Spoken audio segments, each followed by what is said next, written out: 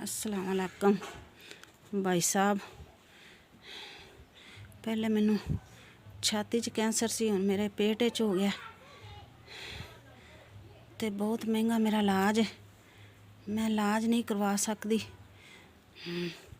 सेहत कार्ड ते थोड़ा बहुता छाती का भी इलाज हुंदा सी। अज तो कोई 1.5 साल पहले छाती का भी होया है। कोई थोड़ियां बहुतियां दवाइयां देंदे ने, कोई सानू मुੱਲ ज़्यादा लैनियां पैंदियां ने। फिर रोज़ का 2000 रुपया रक्शे का किराया लगदा है। लड़ लुड़ के कदी 100-200 विचों घट करवा लईदा, नहीं तो रोज़ाना का 2000 रुपया रक्शे का किराया दे के जाईदा। 1700 की मेरी खून की रिपोर्ट हुंदी है। फिर एडियां महंगियां दवाइयां लिख देंदे ने। बंदा बेचारा मेहनत करदा सी, मजदूरी करदा सी, माल नूं पट्ठे पाउंदा सी।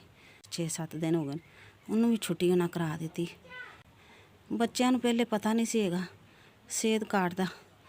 वो फिर असी उत्थे किसी नूं आख वेख के नंबर उतों दफ्तर च कीता है।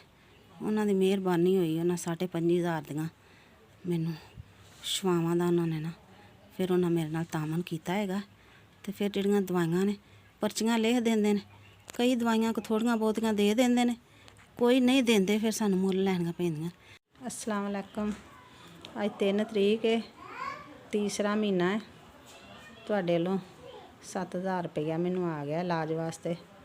मेरी मदद की है, किन्ना किन्ना मैनू पैसे इलाज वास्ते भेजे ने।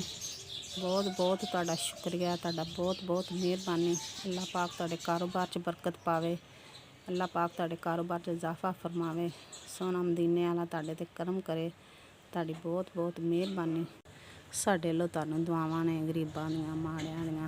मेरा इलाज हो जाएगा, मैं तुहानू दुआवां देंगी इंशाअल्लाह ताला। अल्लाह पाक तंदरुस्ती जिंदगी दे, तुहाडे कारोबार च बरकत पावे।